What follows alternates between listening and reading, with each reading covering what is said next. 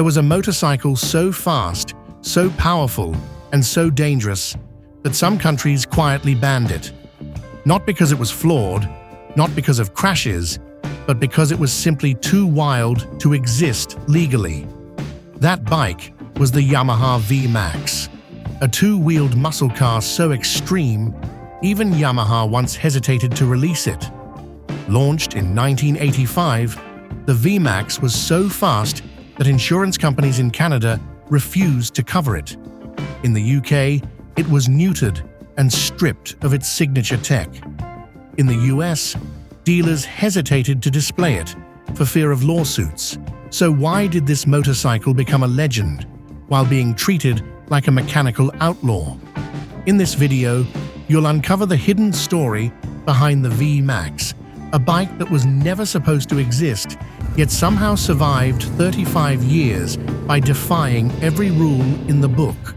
In the early 1980s, the large displacement motorcycle market was getting boring.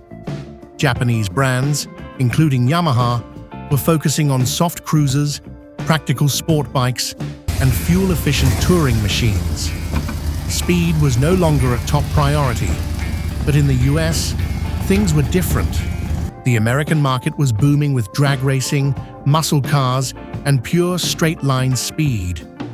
Riders didn't want comfort, they wanted explosive power. Yamaha realized that if they kept following the global trend, they'd be ignoring their biggest and boldest market. So, a rebel team inside Yamaha USA, led by Ken Clark and Akira Araki, proposed a wild idea: build a two-wheeled muscle car, just for America. But the idea hit fierce resistance from Yamaha HQ in Japan. Executives said it was too dangerous, off-brand, and would never sell. Heated debates followed. For months, Yamaha's internal teams argued, but the US group never gave up. They tested, tweaked, and eventually got the green light, on one condition: limited production, US-only launch. No one expected that this motorcycle would go on to redefine the performance world forever.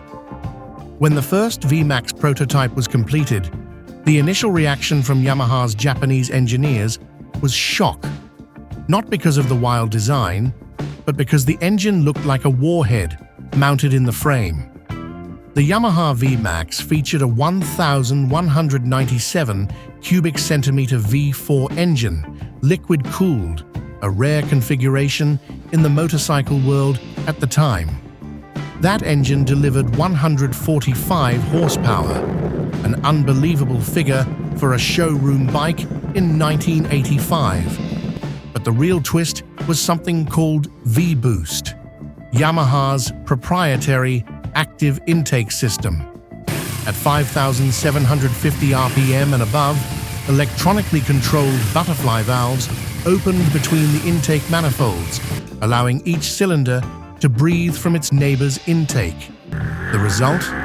A sudden, violent surge of air and a second-stage acceleration kick.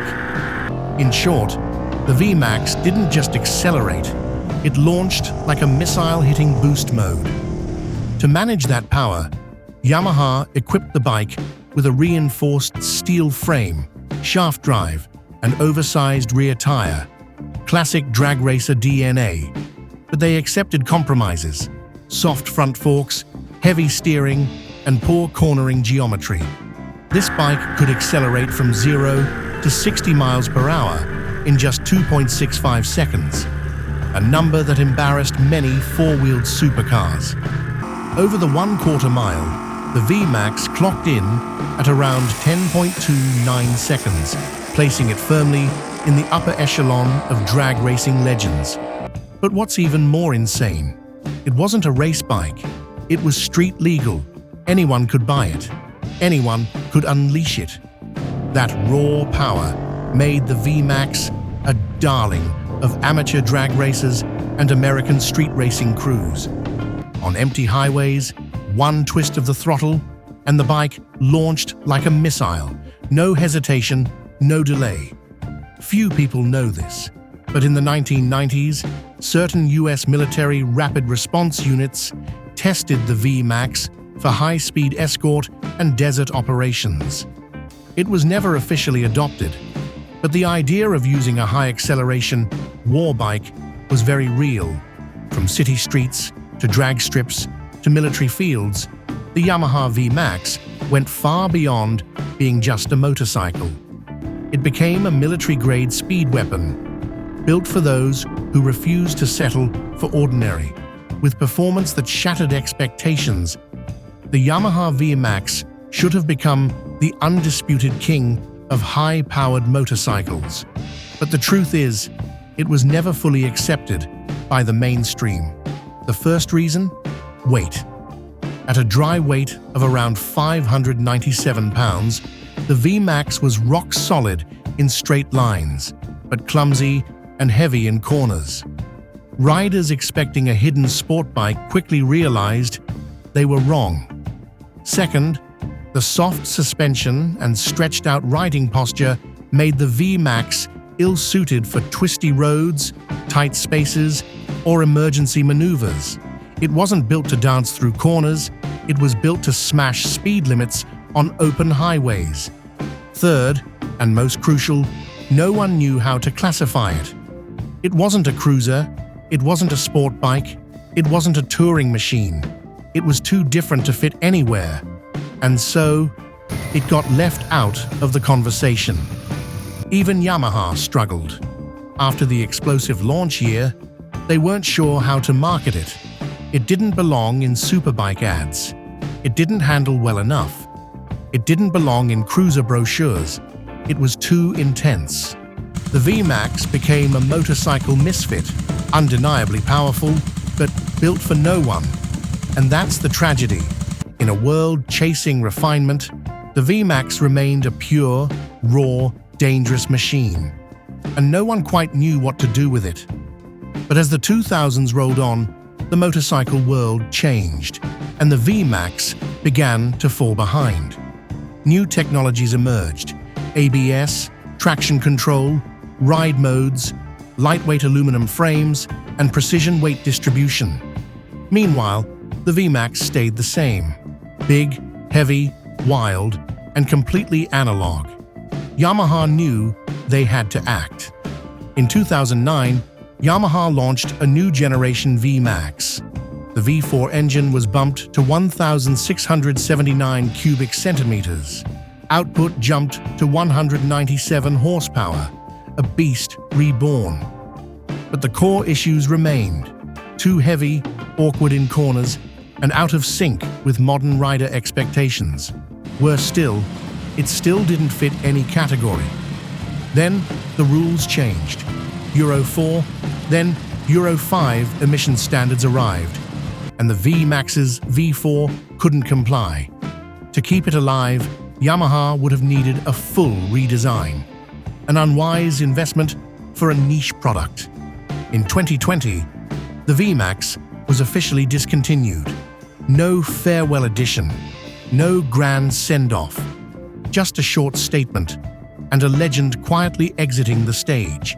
Not because it grew weaker, but because the world simply had no room left for it. The VMAX may no longer be in production, but its power and personality were never forgotten. In fact, it was only after stepping off the stage that the VMAX began its second life. As a living technical legacy, the modern motorcycle world couldn't ignore. Its most important feature wasn't on the spec sheet. It was the design philosophy that went against the grain. While the industry chased weight savings, rider aids, and predictable handling, the VMAX said, no. Let motorcycles be wild and untamed.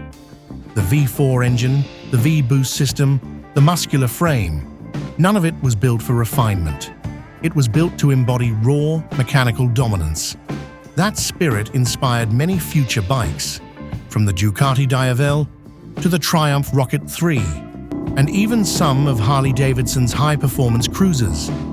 But no matter how powerful, none truly replaced the VMAX, because no brand dared to go that far again. Even Yamaha never built anything that radical again.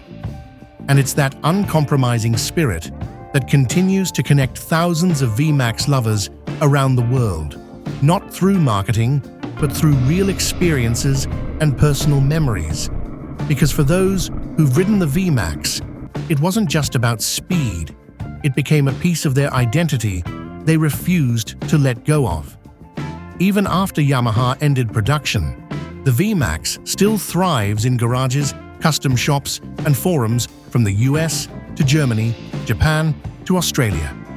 Groups like VMAX Nation, V-Boost Brotherhood, and Yamaha VMAX Global owners remain active, holding yearly meetups to resurrect machines many thought were gone. Some restore every bolt to factory spec. Others go wild, upgrading brakes, suspension, ECU tuning, even reactivating the V-Boost system disabled in Euro market bikes. In these communities, it's not just about tech tips, it's about stories. The first time the bike yanked you back, the mistake of leaning too hard like a sport bike, or the growl of the V4 that made strangers turn their heads. But that love wasn't always returned, because in the eyes of regulators, the VMAX was never an acceptable machine. In fact, in several countries, the VMAX was heavily restricted or quietly blacklisted. Not because it was flawed, but because it was too powerful for the system to contain. In the UK, the VMAX wasn't officially imported until 1991, and when it was, it came with a power cap of 100 horsepower and the V-Boost system removed, the very soul of the bike. A machine built to unleash, neutered, before it hit the road. In Ontario, Canada, things got worse. Multiple insurance companies refused to cover the VMAX. No insurance meant no registration. So even without a formal ban, the bike was effectively illegal to ride. Even in the US, its spiritual homeland, some dealers refused to stock the VMAX for fear of lawsuits. With heavy weight, violent acceleration, and limited cornering ability, many in the industry called it a legal time bomb on wheels. In 2009, Yamaha issued a global recall over electrical issues that could destabilize idle speeds and increase crash risk. Though it was fixed, the dangerous image of the VMAX only grew stronger. Major outlets in the US and UK ran headlines slamming the VMAX as a needless speed monster, a weapon in the wrong hands, or worse, a monument to fatal crashes. Several incidents were heavily publicized. A 28-year-old rider died after crashing at 100 miles per hour, even though the coroner blamed a slick road surface. In another, a rider lost control, accelerating from 0 to 60 miles per hour in 2.8 seconds on a machine with no traction control, unlike modern sport bikes. In both cases, the press emphasized the fault lies not with the rider, but with the bike being too powerful. But that wasn't entirely true. The VMAX was never accused of frame, brake, or engine defects. All warnings were clear. This is a power cruiser, not a sport bike, not for beginners. But those warnings couldn't drown out the outrage. When insurers, journalists, and safety groups all pointed fingers, the VMAX earned a new label, dangerously uncontrollable. But pressure from public opinion, media, and regulations gradually pushed the VMAX to the sidelines, and its fate was no longer in the hands of those who loved it. After years of criticism, neglect, and silent market withdrawals, the inevitable finally happened. Yamaha officially announced the discontinuation of the VMAX after 2020. No farewell edition, no final tribute, no promise of a future return. Just a code line on their global website, VMAX discontinued. A legend leaving the stage without applause. But is that truly the end? As the motorcycle industry enters the electric era, many are now asking, could Yamaha bring the VMAX back, not as a gas guzzler, but as an electric powerhouse? The idea may sound far-fetched, but it's not without merit. Yamaha has teased the Motoroid 2, a futuristic electric concept with instant torque and radical design. Leaks suggest the company is developing an electric power cruiser, targeting the same kind of riders who once craved the VMAX. Sure, a VMAX without engine growl or throttle vibrations might disappoint purists, but if it retains the spirit of speed, muscle bike design, and raw horsepower dominance, maybe, just maybe, an electric VMAX could be the next chapter in the legend. For now, Yamaha has said nothing. But among the faithful, hope remains that one day the name VMAX will turn heads once again. The Yamaha VMAX was never built for the masses. It didn't aim to please the market or follow trends. It was a declaration of speed, born to spark controversy, and lived like an outlaw in a world of conformity. It may have vanished from sales charts, and engines like it may never be built again. But to those who once rode it, the VMAX is never past. It's eternal. What do you think? Does the VMAX deserve a comeback, even as an electric beast? Have you ever seen one in the wild? Or perhaps dreamed of riding one? Share your story in the comments below. And if you want more forgotten legends, don't forget to like, share, and subscribe so we can continue exploring the machines that once made the world hold its breath.